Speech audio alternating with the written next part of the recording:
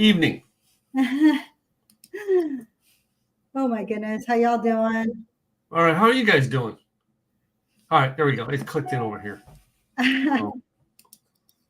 I'm looking at other stuff that is going on and trying to set all the banners up that I forgot to do, all that stuff.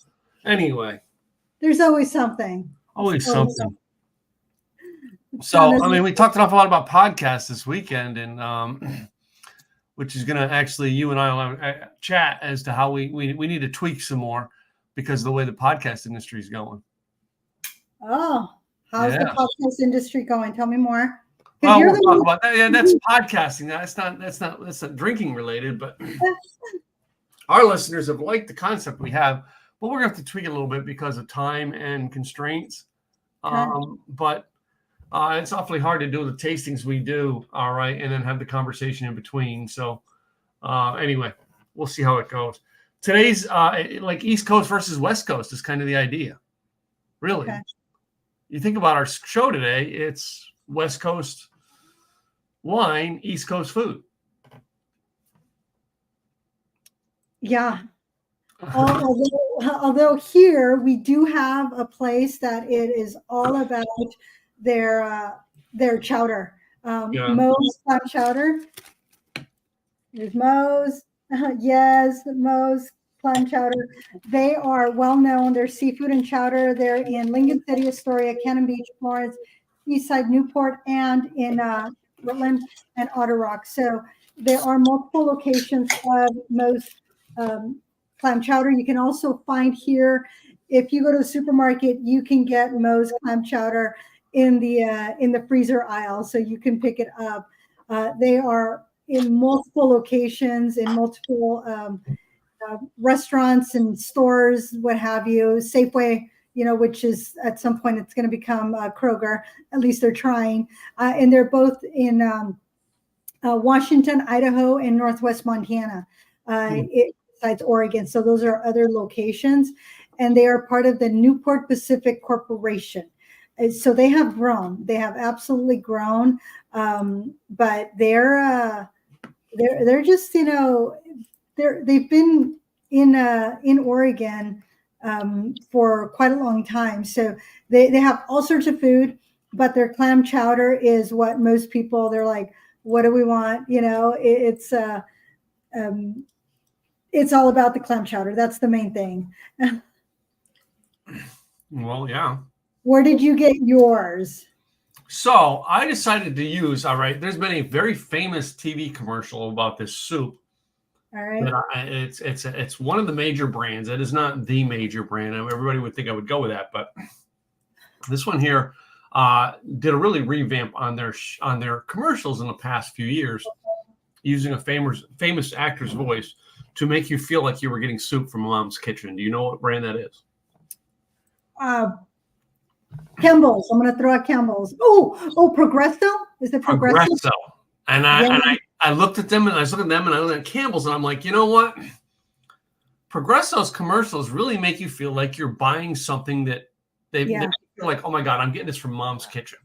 Yes. Which, when you're buying soup out of a can, taste could be part of it, but for the most part, you're going to doctor the taste when you get home. Right. Yeah. Anything that comes out of a can or out of a jar, the main thing is do something that makes it your own, because it's going to be missing some of the fun parts of it, some of the je ne sais quoi, So yeah, absolutely. But starting with Progresso, I did get Progresso has larger cans than Campbell's. Right. Campbell's have them small cans. And I was going to clean the can out and bring it in to show you, but I left the can in the sink full of water. So, I mean, that was the choice I made for it because I really wanted, and they actually had on the shelf Manhattan Clam Chowder and New England Chowder side by side. Okay. All right. And we talked about it when we discussed clam chowders. Most people that I know like the New England. All right. I know very few people who like Manhattan Clam Chowder. Right. There is a place that I went to that did half, and I think it was in Southern California when I was visiting my brother. It was half New England and half the Manhattan Clam Chowder. So the red and the white mixed together. It was a little different, but had to try it. here what we have is Moe's actually started with who they called Mojave Marie Nemi. That's like the whole name, but she started back in 1940. In the 1940s, when her father bought Bay Haven Inn in Newport. So Newport is really close to here. I'm in Seaside today. And in 46 was when they sold the tavern, and their friend Freddie started the cafe Freddie and Moe's a few years later. But then they decided to change the name to Moe's. And it was the second time when her husband Moe married the second time in 1955. Her new husband was Finnish and they had a 36-year marriage. So they really were the ones that brought Moe's to life, and it became the majority of people that she met was over the years included a lot of rich and famous people. So when you go to some of these locations, there will be pictures on the wall. And there's one of them that it only has, you can only get like clam chowder, very few things. They don't have a full restaurant menu like they do at their normal Moe's seafood and clam chowder.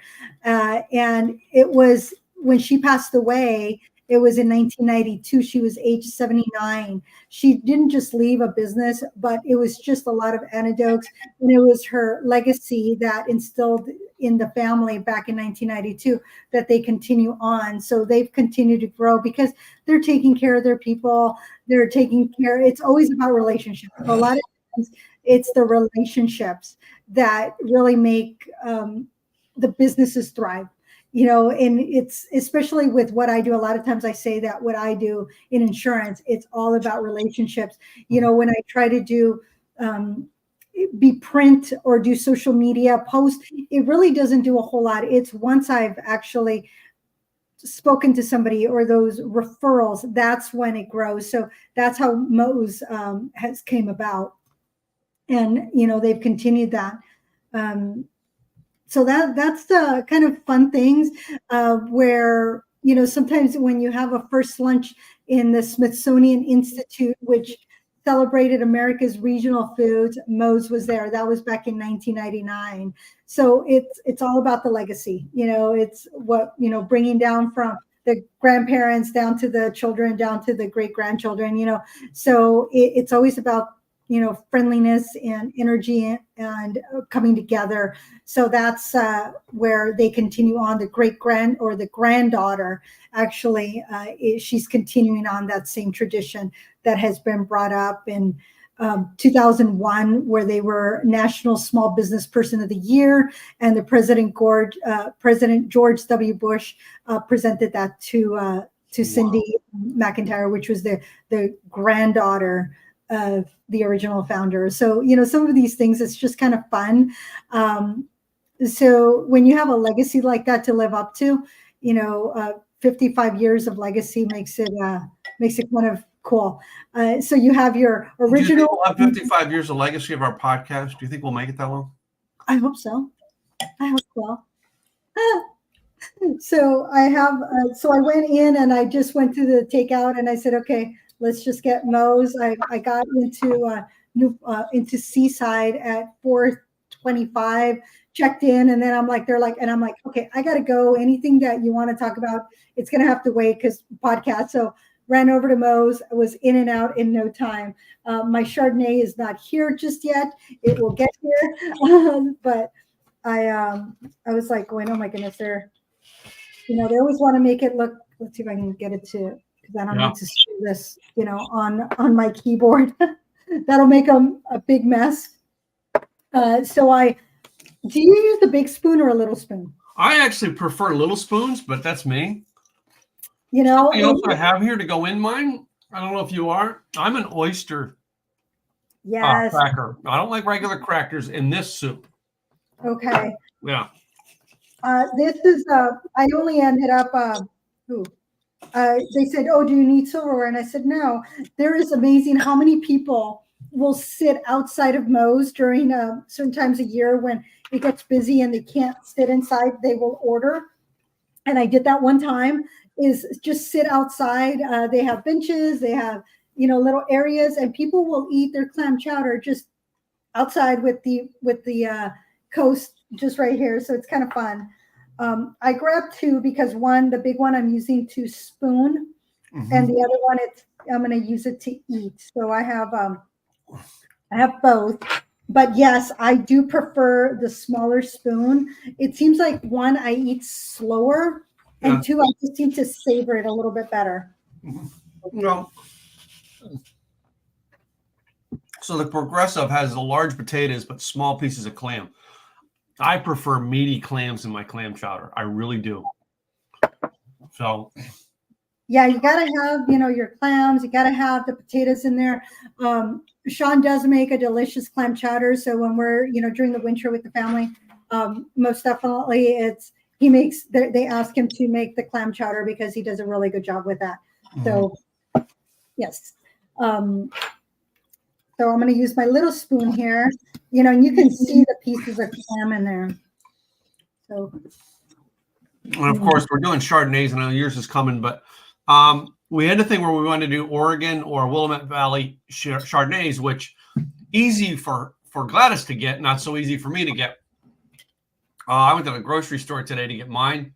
I could have went to a couple other, liquor or wine shops and probably found better selections than Kroger had, but Kroger had this A to Z.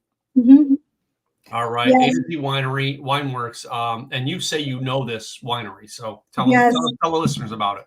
They have delicious wines. I had a client whose husband works at A to Z, and so it is one of those wineries that just has delicious wines. Truly, their Pinot Noir, of course, being in the Willamette Valley.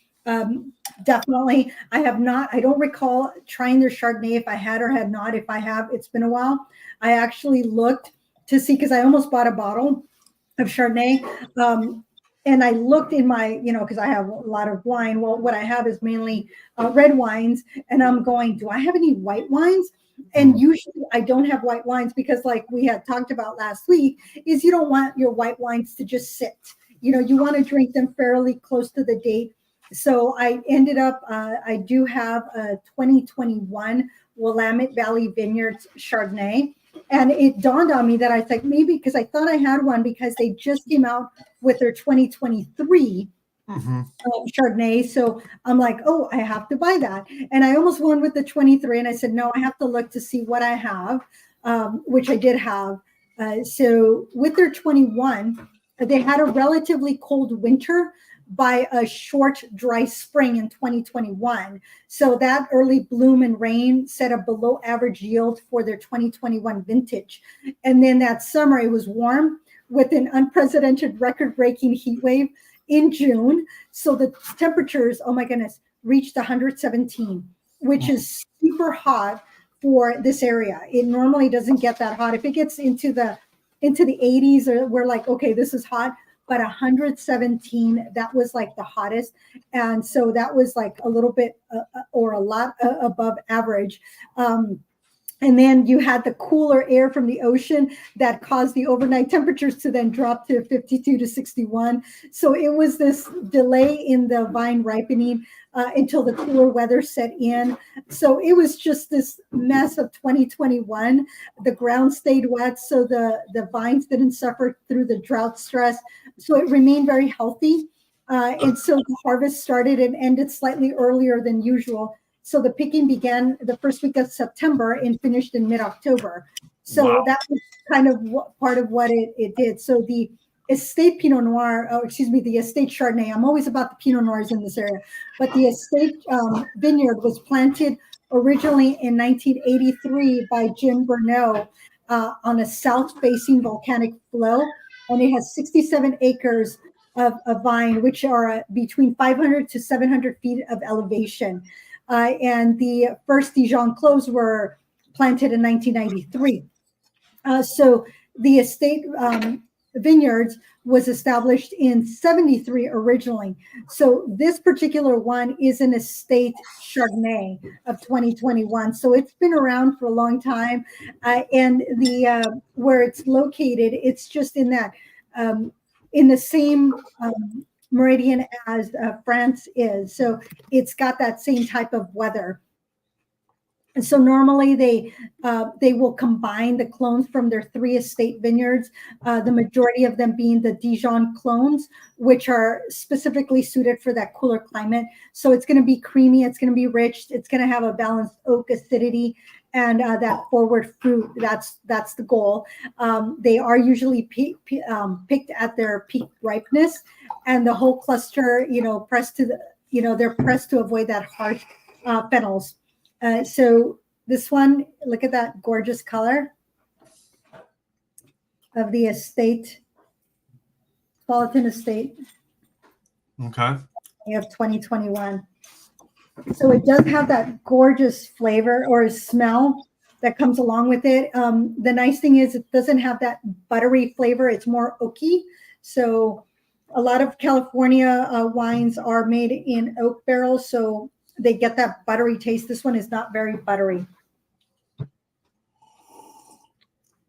It's got that. Oh, it's still. Well, I'm getting buttery on mine because of the fact that I'm eating crackers.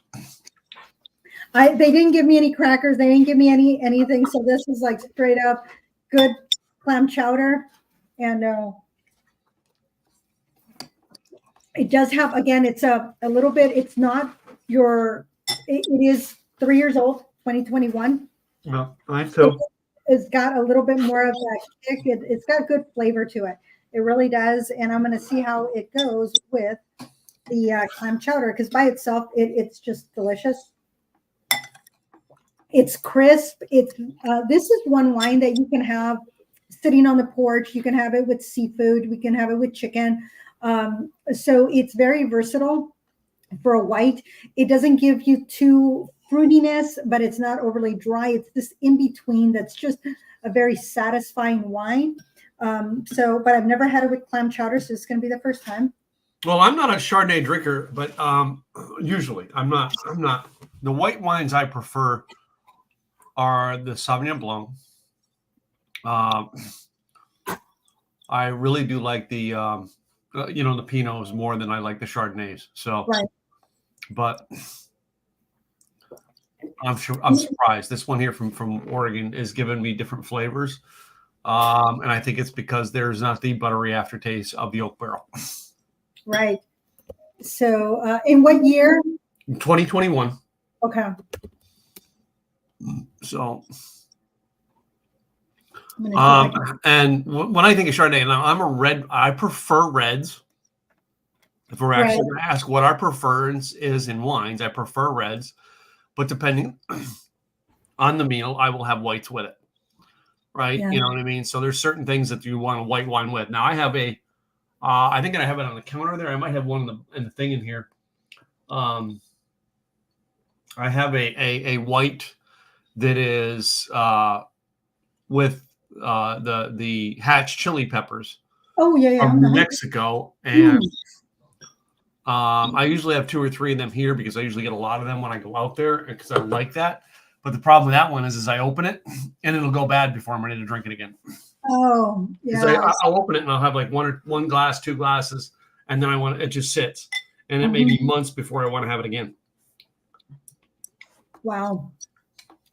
So A to Z, their Chardonnay is well balanced, and it's again 2021 year. We have the same year. We had the same different weather, a little bit different average due to the extended heat. So A to Z also experienced the same situation as Willamette Valley in 2021, where we were hitting 117 those days at the end of June. Mm-hmm. But they have a blend of grapes from over 30 vineyards. They have a fermenting and aging where they separate it to maintain that brightness and showcase that variety of nuances. So that's why you're tasting here. You're like, wow, I'm getting all the different flavors. You might get a little bit of tropical sweetness, maybe some apple, maybe some lemongrass. You might get the smell of maybe cut hay, some honey, some mint in there. but you'll have some citrus notes in there.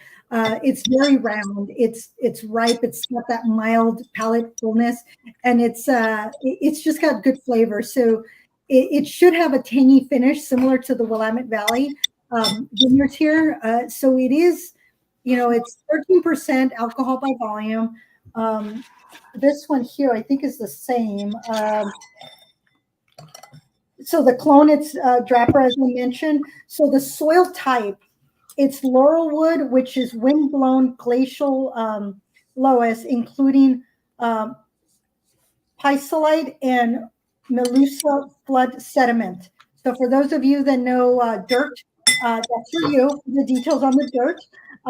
It was 10 months in a French oak, and it's 28% new oak and 72% neutral. It was harvested September 25th, 2021, and the bricks of harvest was 24.3 inches, and peak drinkability 2022 to 2027. So the other one that we had last year, it said to drink it by 2025. Yeah. This drinkability is until 2027. So it's going to hold a little bit longer. The A to Z is very similar, that if it's sitting, it's going to age well. What I'm going to do is by the 2023, at this point, unless I compare it now, I don't usually like to open 2 bottles of wine if they're just going to sit, because this is a delicious bottle of wine. I don't want it to then have to use it for cooking. And let me see if I can get a price point on that A to Z. Just under $20. For the A to Z? This one here from A to Z was about 14 here in Dallas. Okay. All right. So that's a good thing. It was probably because they're buying cases of it, they're able to bring down, those costs. So that's a good thing. Let me see with Willamette Valley, because it's been a little bit, 2021.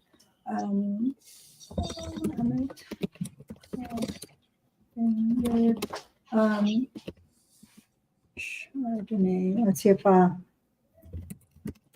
me see if I can get a cost of that. About 42. Okay. For the 2021, it's about 42. The 23 Chardonnay that just came out. Let me see if I can get a cost on this one. The estate Chardonnay is 42. Okay. So they are a little bit on the pricier side, but I've had it for a little bit. If you can get it on sale, I would say go for it. You might be able to get it for about 30-ish, because sometimes they will do that at Kroger, especially being local. It's kind of like, hey, could you give us a break here? To be able to go to the vineyards and see the grapes that have been growing there since 83, that's always great. And to be able to meet Jim, it's awesome. I was there. It wasn't last year. I think it was the year before, for all the owners. And so I got to go there with my friend Sylvia. And of course, they gave you a color or that corresponded to the location of where you needed to be, because they wanted to spread people out to get a panoramic picture, which I then wound up finding in Wine Enthusiast magazine that's like this big. That same day we were kind of in the barrel area, and here's Jim there just with everybody else, and they're trying to get a picture, and he's trying to find somebody that works there. And I said, I'll take the picture. So I took multiple pictures with one of the owners. And then I said, well, while I have you, can I do a selfie? He's all sure. So I pulled out my phone. I already had it ready to go. So I got a selfie with Jim. So that was kind of fun, to be able to meet, the owners of these vineyards. It's really cool to be able to meet some of the workers and to see them work, because I've been to some of the vineyards, some of our clients, where I'm out there in the fields or in some of the locations where they take their breaks, and being able to talk to them, and I'm wearing my suit and my boots, because sometimes it's during the fall or winter, and so getting all the weather. So it's kind of fun. But yeah, they, a lot of these vineyards, you can go out there, you can do the grape stomps. They'll have different events going on. A lot of from the from the farm to your table. That is very common out here. A lot of the vineyards will do that, where they will bring in a local chef. They will get everything local, and then they will be able to do the pairings of the wines based on the food. And, you get to meet some of these wine enthusiasts. And one of the things that Willamette Valley Vineyards did, which I had the privilege of going, is that and I might have mentioned this in a previous podcast, is that they came together. Oregon had sued this organization that was using Rogue and Willamette Valley, and they were saying that the wines were from Oregon, but they were actually, all the grapes were from California. And I don't understand why they didn't just buy some of the grapes from Oregon so that they can legally say Rogue or legally say Willamette Valley. And so they got a cease and desist. And when this happened, there were some fires in 2020 that were just horrid, both in Oregon and California. And so at that point, that organization pulled back and said to all the California vineyards, like, oh, well, your grapes are tainted, therefore we're not going to buy them. And so they just bailed. And so here were all these California vineyards that they thought they had their grapes sold. There's only a certain shelf life once you start to pick them. And so what Oregon did is they came together and they bought the grapes from California, brought them into Oregon, and mixed theirs with California to show just this solidarity of saying, we got you. And a portion of the of each bottle that they sold with this combination, they gave back to California, and they said, that is yours. So they not only bought the grapes, but they also gave back. And I have a pin that was very specific, that there's those bottles of wine from the various, and it wasn't just Willamette Valley Vineyards that did that. Various Oregon wineries did that, where they stamped it with that logo to show this is what we're doing to help California. So they were bailed out, which was great. And the organization, I haven't heard anything more on the lawsuit. I think that it was more of a cease and desist. And since he went away, I guess that's where the end of it was. But it is such a small community that even though, yes, they're competing for sales, they're still going to be there to help each other when something goes sideways. They're just going to say, you know what can we do to help? So, there's that connection, which it's for them to think of, how do we help? I thought that was awesome. So kudos to Willamette Valley Vineyards for bringing Oregon wineries together to do this for California, and for making great wine too. I was never a Chardonnay fan because it was always too buttery for me. But a lot of not this one, but my first love for Chardonnay came when I got to taste a Chardonnay that was made in stainless steel instead of into oak barrels. But it's starting to grow on me. My palate might have changed, but it's been good. All right, I'm going to show you on this day in 2013.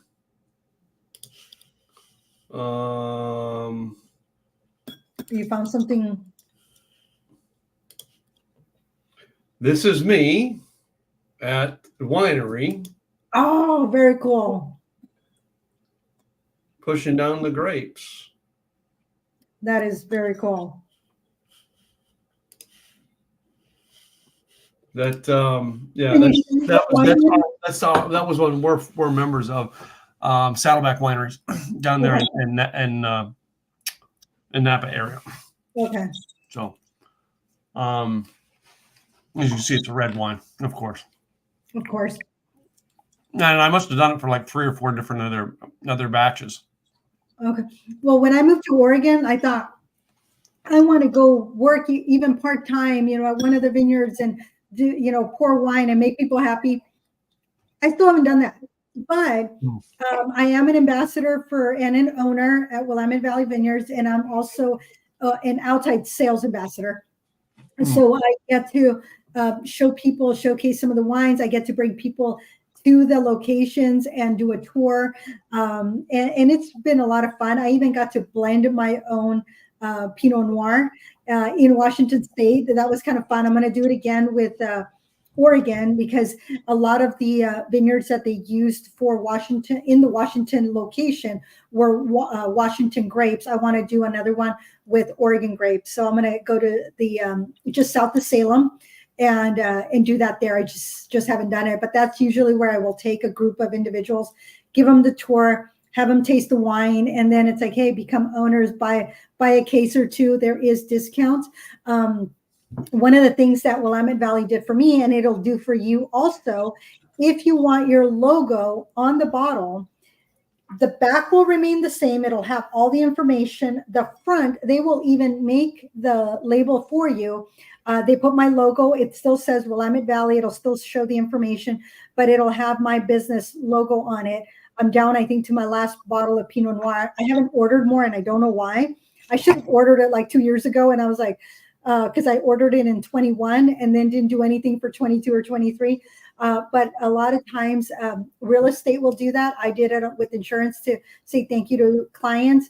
But yeah, they will do that for you, is put your logo on their bottle of wine. You just get to pick, what wine do you want? Do you want a Chardonnay? Do you want a Pinot Noir? You get to pick the year, and you're buying it by the case. You're getting the discount, the case discount, and they don't charge you for creating the logo for you. So it's kind of cool how great they are to take care of their owners, their ambassadors, their wine club members, and the individuals as a whole. If you want their wine, it's great. During COVID, they also put in these little pods. That's this bubble. And so you could go in, it would fit up to 4 people.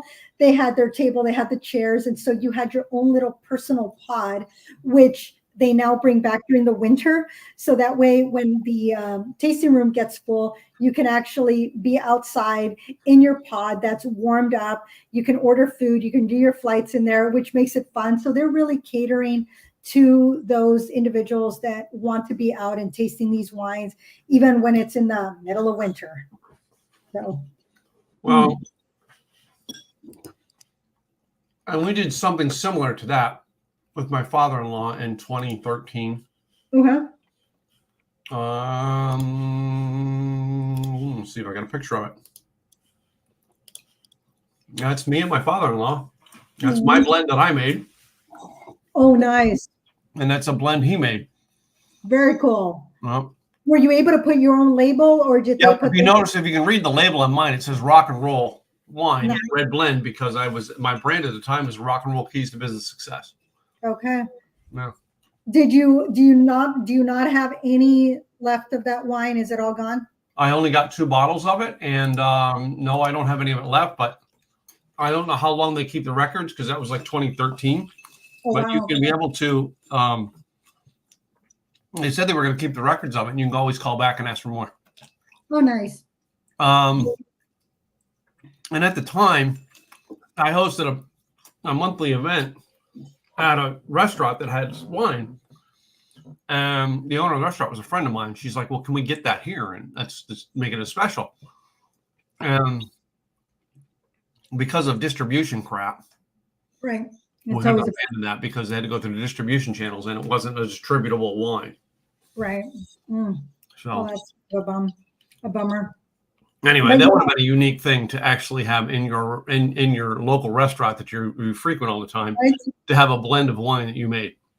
Yeah, and the cool thing with Willamette Valley Vineyards is that they keep, once you find it, because you end up making, I think it was 3 or 4 different wines. You get to blend it and see what you like, what you don't like, and they tweak it. They keep a record of that. So when you go back to that location, you can tell them, I want my personal blend, and they will make it for you. The cost, of course, is more. It's like $17 or $18. I can't remember. Whereas you would pay 12 or 14 for the just whatever for this. But when you've blended your own, it's more. But it's your blend. So that makes it kind of fun that you get to have what you created, with dinner. Because they're absolutely delicious. I did think of it at the time. We paid $100 to be able to do it. First of all, the experience, and you got 2 bottles with it. Oh, nice. But at the time, we did think about buying a case and using it as a giveaway in my business. But I didn't know how many people were in my business were going to be wine enthusiasts. Yeah. And the thing is, it's not just about those. It's to say, hey, you know, I got my own wine. You know, you got my own, you know, here's my label. Here's, you know, and you just change the label to Simply Easy. Well, now I got Simple. It's a whole different brand than what I do now. But anyway. Yeah, but if you still like that taste, you can just switch it up. Say, use that recipe, put this label on it. Yeah. Well, you can do Simply Easy wines. Check it out. This is so if you make your own clam chowder is not that difficult to make, y'all. But make sure that you are putting enough clams in there. Yeah. Truly. That's going to be so important. You can buy the already chopped, and they come in a can, or it's a can. And just, if you're following a recipe, just add like 1 extra can, because you're going to want to, you know, people, when they take that bite, you want every bite to have the clam in there. And then the potatoes, if you notice, these are smaller. I know it's kind of hard to tell, but using my finger as an example, cut your potatoes smaller. I've had clam chowders where you have these big chunk of potatoes where I'm like cutting the potatoes in half or in fourths because they're too big, and then they don't put enough clams in there. This has just like a delicious flavor to it. It's creamy, it's flavorful. You know, you can see the greeneries that's in there. You can see the potatoes, you can see the clam. I've had clams in every bite that I've taken. And then and Progressos I have too. Progresso does a great job of mixing stuff in, but they're smaller. Right. Their potatoes are big, but their clams are smaller pieces. But there's a lot of them in there in Progresso. Did you doctor it up in any way? No, I did not. I did have salt and pepper I was going to add to it, but I didn't. I did finish it all, and here's why.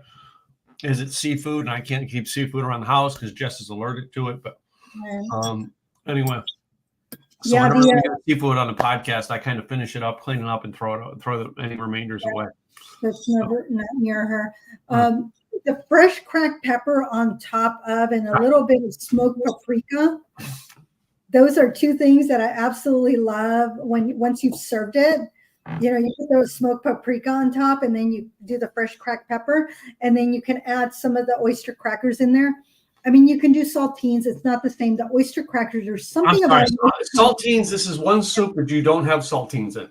Yeah, the oyster crackers are definitely taste much better. There's something about the oyster crackers that just are, I don't know if it's because they're fluffy or they just absorb the clam chowder mixture.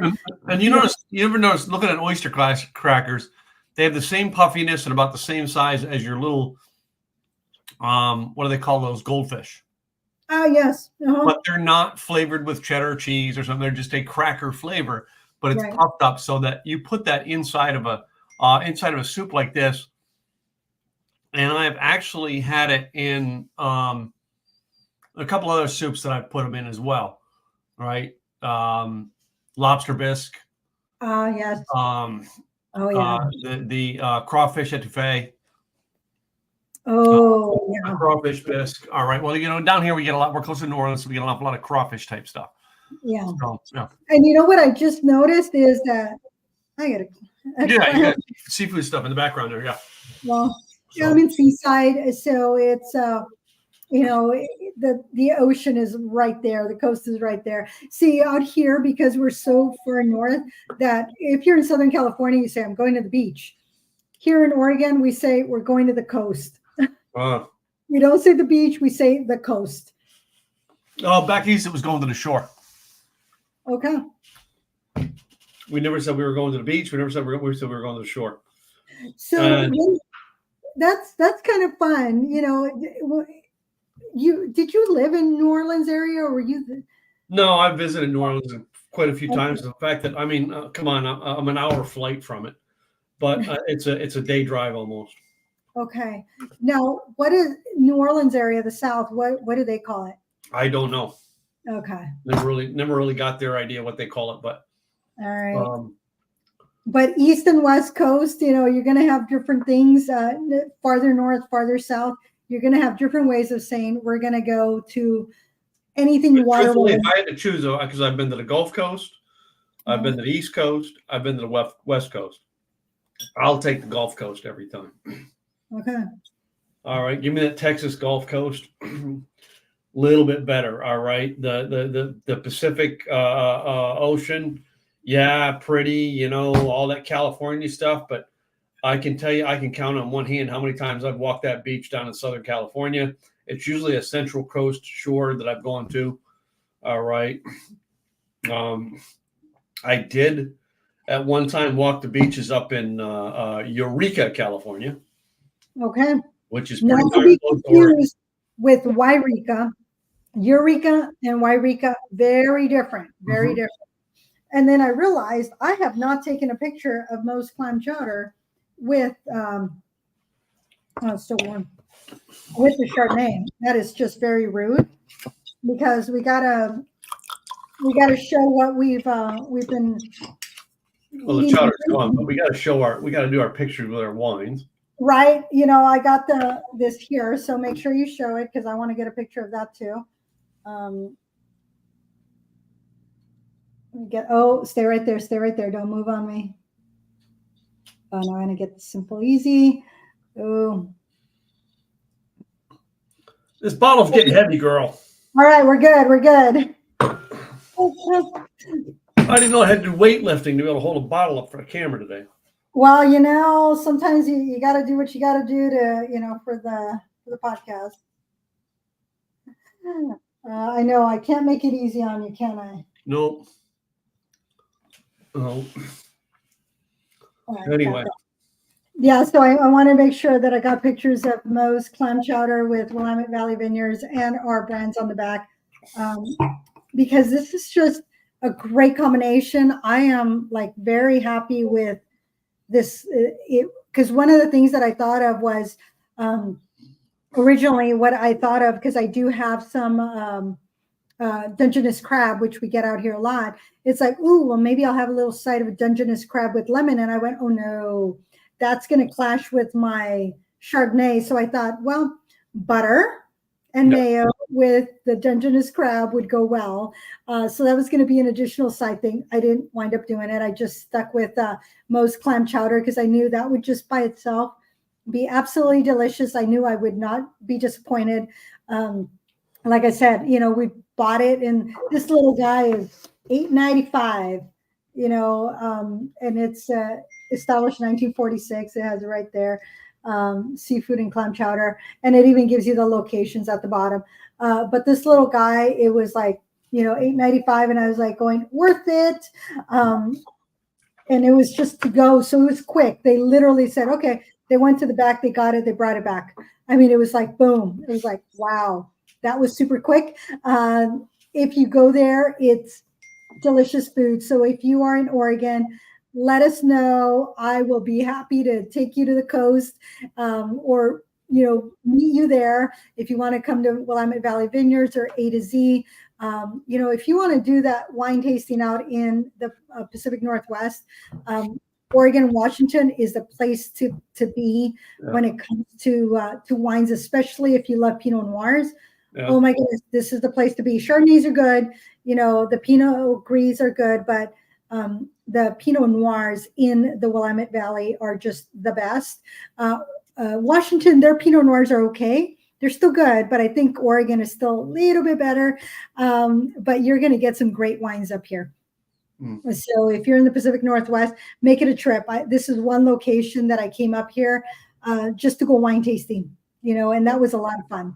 Wow. Yep.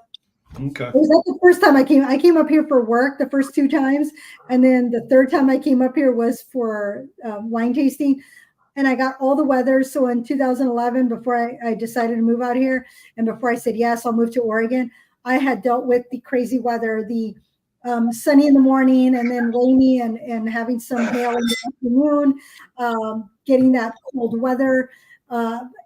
My mama, when we were going out, it's it's raining. It's Mama, if we wait until it's not raining, we're never going to get out, because you really, it's always raining out here. Not as bad as Seattle area, but it's still, you still get weather. And the way that I look at it is, you know what, I will deal with the rainy weather because it's going to give the gorgeous greenery in the spring. That it will. So and we will get the change of colors. We're starting to see some reds and oranges, and not yellows yet, but reds and oranges are out here, mainly reds. So slowly but surely, come October, mid-October, that's when you start seeing a little bit more. And to get all the seasons out here, that's fun. Never got the seasons in Southern California. It was always summer or spring, mainly some spring. Drizzle here and there. We didn't really get fall or winter. Ah, cool. All right. Sorry, I had to adjust my camera a little bit. Well, I mean, very interesting taste, East to West Coast today. Kind of love the wines. Kind of love the clam chowder. Good tasting. What do you think? When we were talking, y'all, and Tim said about this week, and I said, "Can we do clam chowder?" And he says, "Absolutely." And I said, "I'm going to Moe's." Literally, Moe's is right next to where I am right now, and so that was kind of absolute. And then Tim wanted to have something that was a Chardonnay from the Willamette Valley, and it was like perfect. This we can do. I had to guide him. I'm like, look for this, look for that. If you can find this, and I knew Kroger had some of the Oregon wines from the Willamette Valley, and you picked just perfect with the A to Z. Good choice. Yeah. It was about that. Well, and then again, when I went there, it was just I just gotten bad news on stuff before I walked in the door, so I was like going through, let me get this and get out of here. I didn't think by the deli, because sometimes the deli has better clam chowder than once you get there. But I was like, I want to try to progress. So, and I should have got the delis too and compared. Yeah. There was no comparison with anything. No. This was a absolute just Moe's. Yeah. There's no comparison. If Progresso, I would have taken a bite and gone, yeah, I don't like it. Compared to by itself, it's fine. But if I'm comparing it to Moe's, there's no comparison. So again, it just depends on what you're comparing. But that would have been a good comparison to say, hey, you know what, the deli does a great job. And like I said, if I'm putting Moe's against Sean's, I might go for Sean's clam chowder over Moe's, but might something homemade versus a restaurant. There's competition there. There just might be. So, all right. Well, we're gonna wrap this one up for the week, ladies and gentlemen. Make sure you check out our Insiders Club. Yes. Do private tastings with us, as well as other goodies and fun. Be invited to come out with us on location for different things. And want to find out more? LikeTheWayYouDrink.com. Must be 21 to join. Click the button that says Insiders Club. Yep. Our sponsors, we put this on. And it's funny, I did this whole thing on podcasting this week, and I said, you get sponsors for your podcast. And I said, the first sponsor you should get for your podcast is, and the people in the room are going, I don't know what. I said, your own business? Yes. Your own business? So anyway, Gladys and I's business sponsors this podcast every week. So Gladys, let's talk about your business first.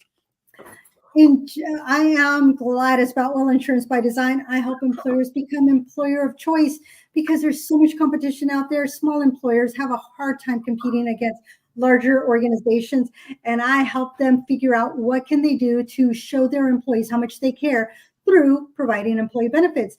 Because if they're able to keep their employees, guess what?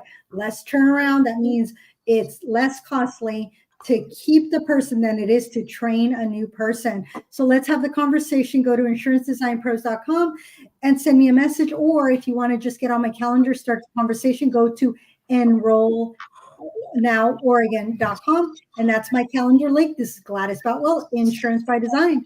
And this is my co-host. Hey guys, thank you there, Gladys. My name is Tim Gillette, Simply Easy Websites. Created a website design business last year. We design websites, we host them. We are right now on a mission to help 50 new businesses or struggling businesses with their website. Our biggest concern that we have is when we get on the phone with you, we want to know what matters to your customer. What matters that makes your customer want to contact you? What matters makes your customer want to find out more about you? And that's what we do when we create your website for you, is we're thinking about what your customer is looking for when they're clicking on your page. You want to find out more about how we can do it, how the process works for you. We're a very affordable solution using templates to build websites as opposed to coding. All right. And we'll explain that more to you if you want to do a call with us. SimplyEasyWebsites.com. Book a consultation. Let us review your website. I'll talk to you more about it when you do. Anything else? Shout out to Mose. Shout out to Mose. Thank you so much for just hooking me up in and out in no time. Thank you so much. Willamette Valley Vineyards for having great Chardonnay. And then for A to Z, because they also have good wines out here in Oregon. So thank you all for the work that you do and to keep us with happy people having really good wines. That's always a positive. Good things. So, all right, guys, we'll see you guys next week. In the meantime, cheers. Cheers, y'all.